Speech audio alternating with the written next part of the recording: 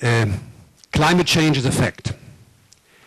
When I opened my website today, there was a sensational headline from a yellow page news agency: Venice, New York, Bangkok at the brink of death by climate change.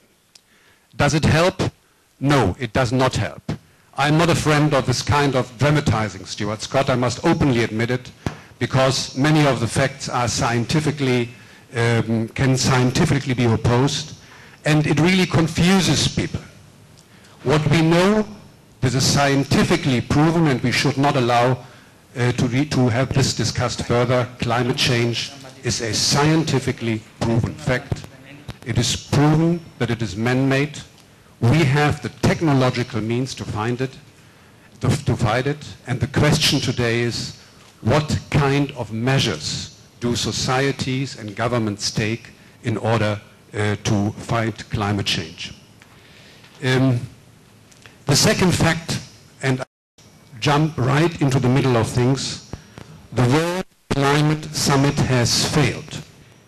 The envisaged core elements for a new climate convention as a successor to the Kyoto Protocol could not be agreed upon. We have heard the facts from Dr. Noble.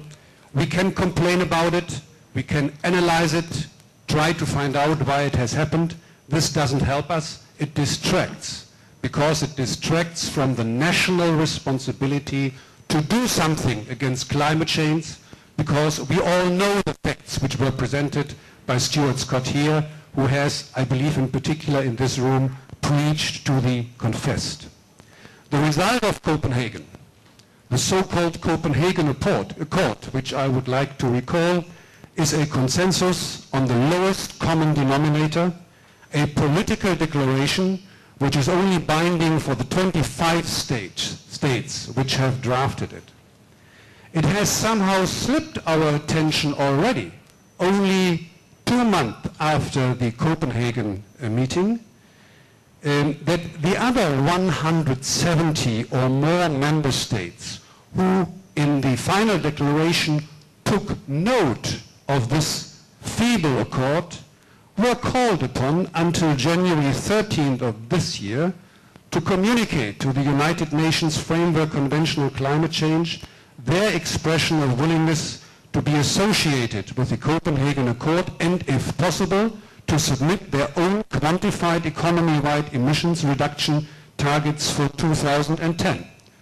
What you are seeing here, it's a bit difficult to read, but a very clear letter of the Presidency of the European Union, Spain, on behalf of all 25 member states and a few others, that we are committed to reduce our gas emissions by 20 to 30% on the reference year 1990. A very clear commitment going ahead by example. What you are seeing here, very extraordinary, I was amazed to find it, is the letter of the government of Indonesia. The commitments there might still be a bit weak, but it clearly shows that the government of Indonesia has accepted its responsibility and has reported to the UNFCCC. Some 50 countries out of the 178 or 190 members of Copenhagen have by now registered their concern. They have done something and they have communicated their targets to the UNFCCC, ranging from Albania via Kyrgyzstan to the Solomon Islands. Thailand, our host country, is missing, as well as all other ASEAN member states except Indonesia and Singapore.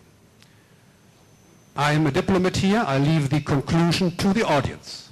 How serious Southeast Asian states, Slavoj Roy has mentioned it in the beginning, how serious Southeast Asian states are taking the issue of climate change, countries who, to different degrees, are all utterly dependent on tourism, agriculture, and other climate-affected sources of income.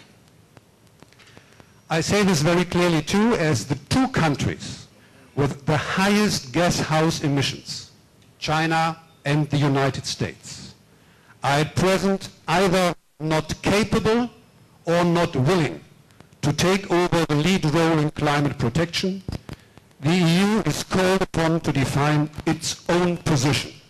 We must try to convince others, the undecided, with concrete, practical steps, not with doomsday predictions, but with concrete, practical steps to demonstrate the enormous economical and ecological chances offered by transferring our economies from energy intensive to emission poor and more resource efficient productions.